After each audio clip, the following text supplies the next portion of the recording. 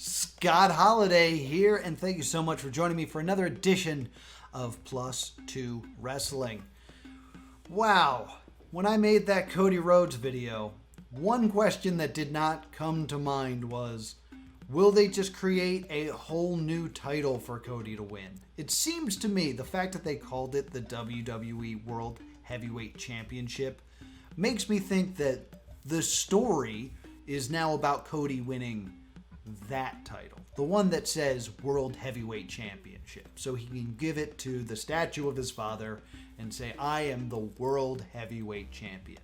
Dusty Rhodes always wanted to be World Heavyweight Champion. He was only concerned with the world. He wasn't really concerned with the universe. So it looks like this new title is just for Cody to win. And Cody's kind of tied up with Brock Lesnar right now. Not only do I think this title was created for Cody to win it, I don't think he's winning it soon. I think we're going to have to wait until at least SummerSlam for Cody to win this new title. But can I just say, how great would it be if at Night of Champions they did a big tournament and then it was won by Roman Reigns? He was just like, new title. I'll take that as well. I think that would be the best way to go, because I don't think anyone's really seeing that coming, and I think it would just be fun that the idea is like, we need this new title because Roman has all the titles, and Roman just shows up like, yeah, I do have all the titles. Thank you. You were correct in saying that. Now, at Money in the Bank, I have to fight Gunther for his Intercontinental title, and then he loses. All right, let's plug in. June 10th, High Tension Wrestling presents Prom. It is King Crab's Enchantment Under the Sea, and there you will see Mike Skyros defend the High Tension Wrestling Television Championship against Tommy Vex. Also, the event will be hosted by King Crab himself, who had this to say. King Crab is throwing up prom! Crab is so excited, he's all dressed, he's got his fight on, he's got his shoes on, it's gonna be great. We're gonna have balloons and those party things where you pull the string and it goes blah, blah, Crab is so excited. Come on to Crab's party! It's gonna be King Crab's Enchantment Under the Sea! There!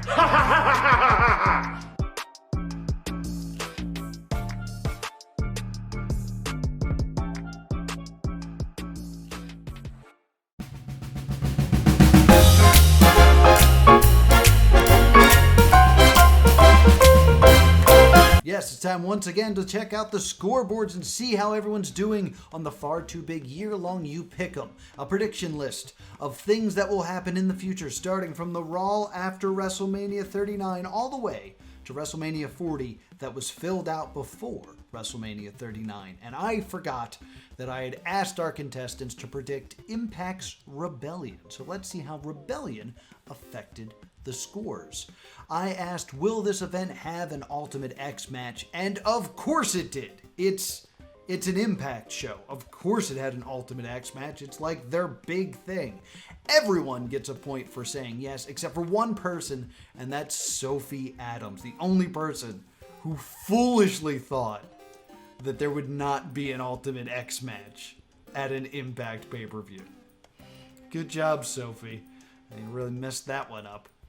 I also asked, who will be the Impact's Women's Champion, or the Knockout Champion? And we were all basically floating around Jordynne Grace and Mickie James. And Mickie James, unfortunately, got injured, and it ended up being Donna Purrazzo, which nobody guessed, so no points there. Also, the Impact World Heavyweight Championship was relinquished by Josh Alexander. And nobody knew that Steve Maclin would end up as the Impact World Heavyweight Champion. Like, no one, who would possibly have seen that coming? Oh, wait a minute. Someone did guess Steve Maclin. It was Sophie Adams. I apologize to everything I said about Sophie Adams. That's really impressive. that you were able to pick that one out. Who could have possibly seen that one coming? So a gold star for you, but only 1 point. Also, an update on this. I asked everyone to choose one AEW roster member that would go the entire year without picking up a title. And unfortunately, Mike Goodwin went with Wardlow, who is currently the TNT champion. So no points for you. We'll see how the rest of us do on that question. So after all that is added up, the high score in first place with 4 points is Maestro, retaining that number 1 spot. And currently tied for last place, once again, is me and Dr. Ethan Wild. Stay tuned right here on The Scott Show to see how the scores keep changing.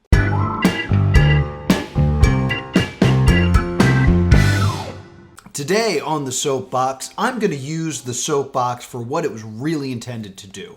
I'm going to stand up on it and say what I believe the world of professional wrestling should look like. I'm going to get on my soapbox and I'm going to tell professional wrestlers as a commentator what I don't think they should do anymore with their own bodies. Yes, here are 5 moves that I think wrestlers should stop doing. Number 1. First move I'd like to see people stop doing is purely because it is overused. And depending on who does this move, it has greatly different outcomes.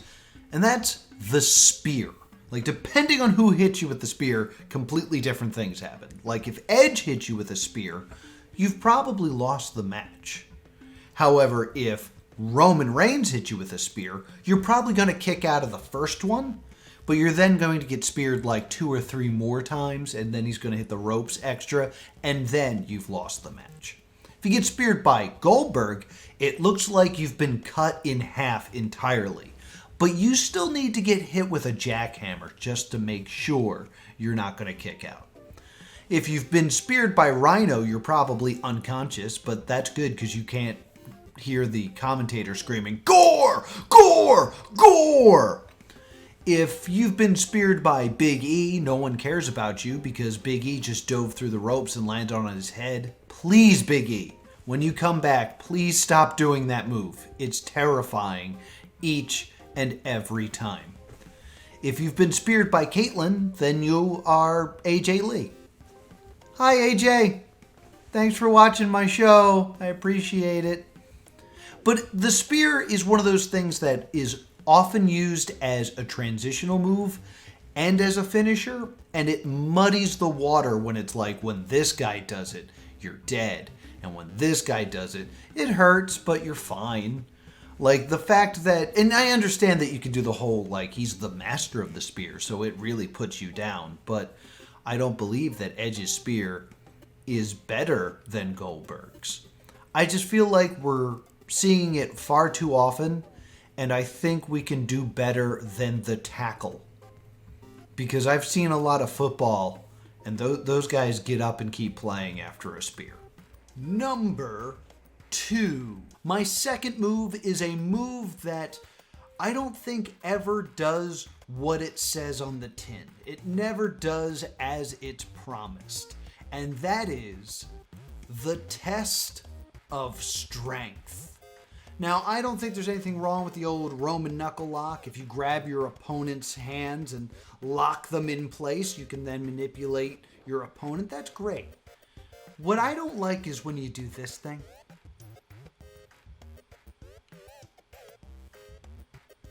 And you bait your opponent into accepting the Roman knuckle lock or the test of strength. I hate it because there has never been a time in professional wrestling where a test of strength took place, and by the end of it I went, now I know who is stronger. No. Every time it's, all right, got this hand,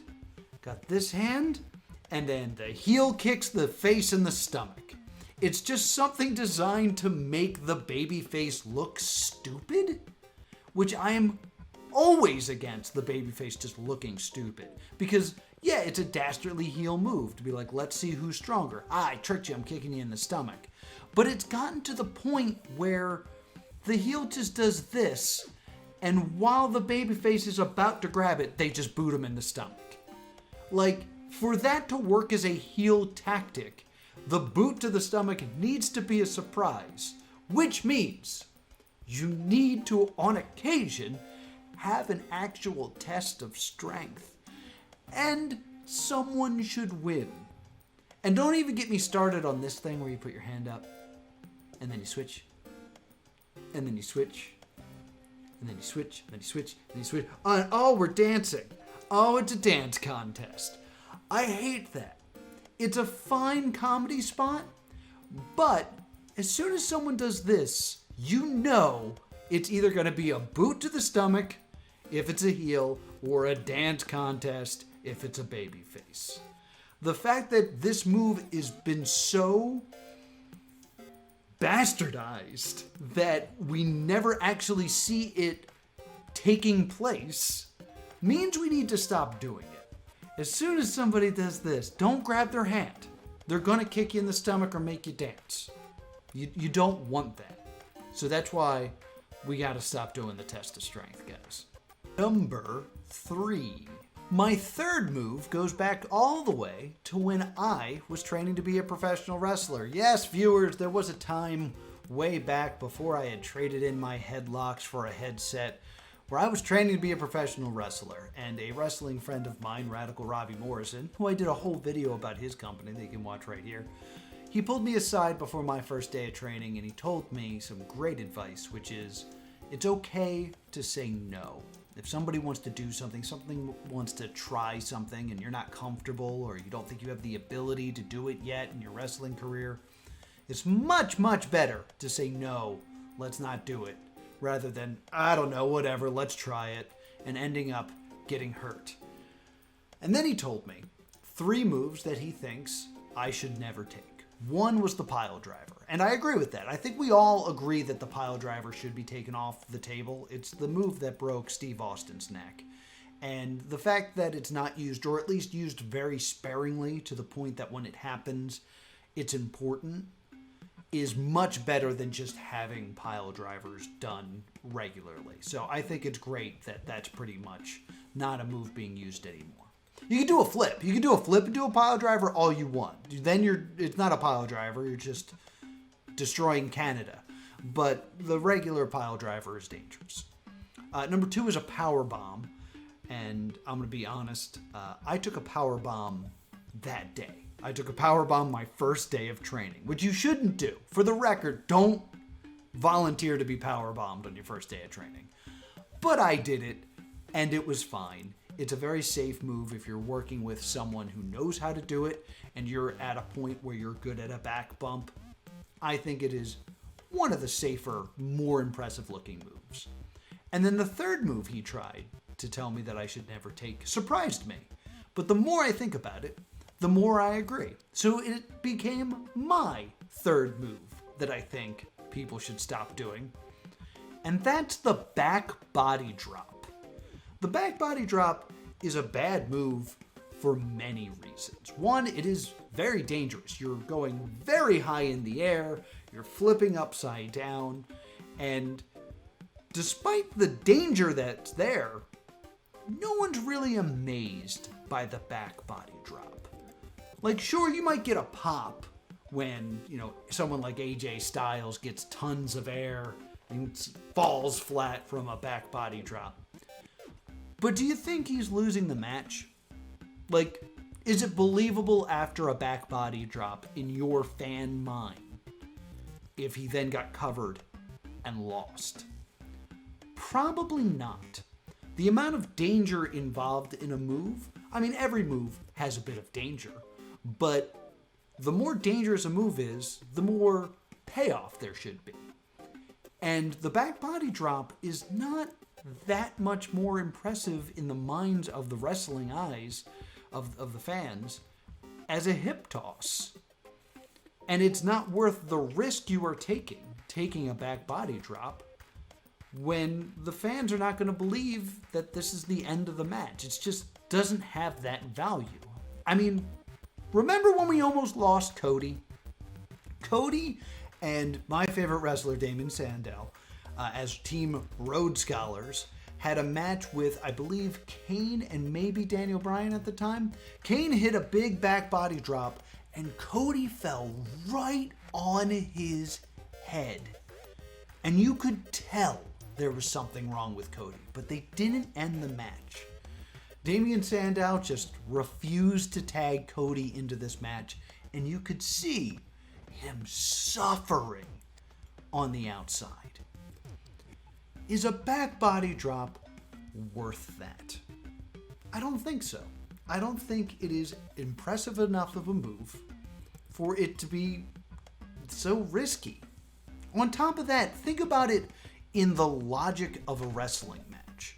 You are wrestling someone, so you are going to try to hit your next big offensive maneuver. So what are you going to do? You're going to throw them into the ropes, so you are no longer touching or have any control over your opponent.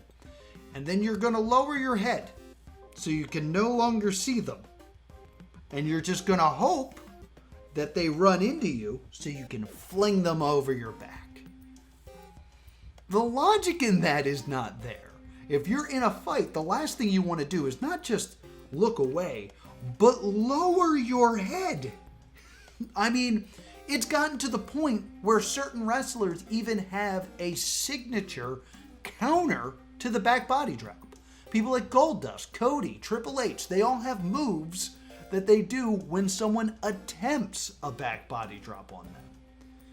The fact that it's been that scouted really shows that it's a move you shouldn't go for offensively.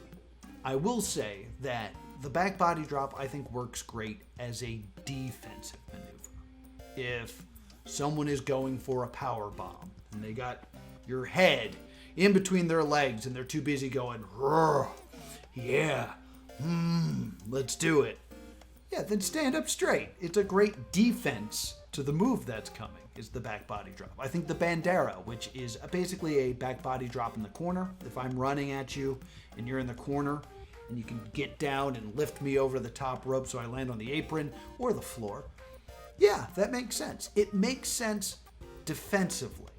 I think that we should stop using the back body drop as an offensive maneuver due to the risk, the lack of payoff, and the lack of logic. Number 4. The fourth move that I think wrestlers should stop doing is one that I think needs to go away due to its lack of logic.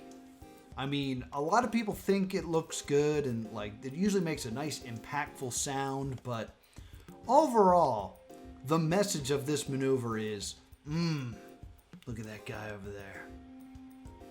He's all slumped in that corner. I can inflict my will on him. I hate him so much that I'm gonna land on my own head. Because my number 4 move is the cannonball in the corner. The cannonball in the corner is not a safe move. It just isn't. You are running at full speed and then just throwing your body into a person who is seated against something solid. Yeah, there's some give in the turnbuckle pads, but for the most part, they're just getting sandwiched in there. While you land on your head. Like, think about what the Usos do with the hip attack. Or Asuka, where they just run full steam and just hit you with their hip. That's a great move. There's no reason to turn your body completely upside down so you can also injure yourself. I know this is a move that PCO loves. I know it's a move that Kevin Owens loves. But it just doesn't have any logic behind it. Unlike a swanton bomb where it makes sense when you hit it. That like you can believe, oh, he's landed on another human and thus it has stopped him from injuring himself. Every time a cannonball is done, it looks like the person doing it has destroyed their own body. So, just from a logic point of view, we should get rid of the cannonball before we even discuss that it's not the safest of maneuvers. Number 5. I fully expect people to argue with me about number 5, but this is probably the one that I am the most passionate about. Because as a commentator, it is the most annoying maneuver for me. And that is any move done on the apron. Now, as a commentator, every time I see a move that's done on the apron, guess what I have to say? If you're watching this video, I assume you're a wrestling fan and you know the answer is, that's the hardest part of the ring. It's annoying that that is always what is said, but let's think about it logically. Why does the commentator always say that's the hardest part of the ring? The answer is very simple. It's because it's the hardest part of the ring. If you don't count the ring posts, those are just steel. But yes, the apron is a harder part of the ring. Basically, the way a ring is constructed is metal beams hold the frame together with the ring post and everything. That's a metal beam. And then boards are laid out across those. And then on top of that, yeah, there's a thin layer of padding, and then there's a canvas. What that does is when someone is slammed in the middle of the ring, there's a little bit of give in the boards because they're long boards, and when you put pressure on them, they wane a bit, they bend a bit. So that little bit of give makes landing in the center of the ring a little bit more tolerable than landing on the apron, where you're landing and you're hitting not just the boards, but the metal beam underneath it, so there's no give. So it's a true statement. The apron is the hardest part of the ring. And you may not have known that before watching this video. But yeah, that's how rings work. And there is a difference between the middle part of the ring and the apron. So I, as a commentator, need to put value on what just happened, because you might not know that it hurts more if you take, say, a spine buster on the apron versus in the middle of the ring. That all seems to make a lot of sense, right? However, what that is actually proving is the center of the ring, well, that's the softest part of the ring. The reason that I have to explain that the apron is harder is because that's something that a new wrestling fan might not know. Which means, before I said that, they believed all parts of the ring were equally as hard. So the only reason that the fact that you're doing something on the apron is special is because you know as a wrestler that that's going to hurt you more. For real. And now I need to explain those consequences to the audience, when you instead could have done the same exact maneuver in the middle of the ring had it been safer, and then I don't have to hurt the integrity of every other wrestling match by explaining that the middle of the ring is softer. Just protect your own body, protect the business in general, and do it in the ring where it's safer. Okay? Please? And I'm not saying that you can't do anything on the outside or anything like that. I'm just saying that the average wrestling fan, which is probably not you, you're probably an above average wrestling fan if you found my channel, doesn't need to know about the safety of the ring. It's like giving away the magic trick. It's like, I am now going to plunge this sword into the box that my assistant is standing in. But don't worry, it's completely dull. It could still hurt, but it's not very sharp. Skink. It's just making things less special. By adding stakes to the apron maneuvers, you're taking away stakes from the moves being done in the middle of the ring. So yes, I understand that they're cool and flashy right now to do apron bumps. But you don't need to. That's why the ring is built the way it is. So that's why that is my 5th move that I think people should just stop doing. And those are my 5 moves. What do you think? Do you think these moves have a good place in wrestling? Do you think they need just a break and then we can return to them later? What are moves that you think wrestlers should stop doing? Leave those in the comments down below. And while you're down there, there's a subscribe button. Why don't you click that and you'll get a notification next time I upload one of these here videos. And until next time, I hope you have a great day.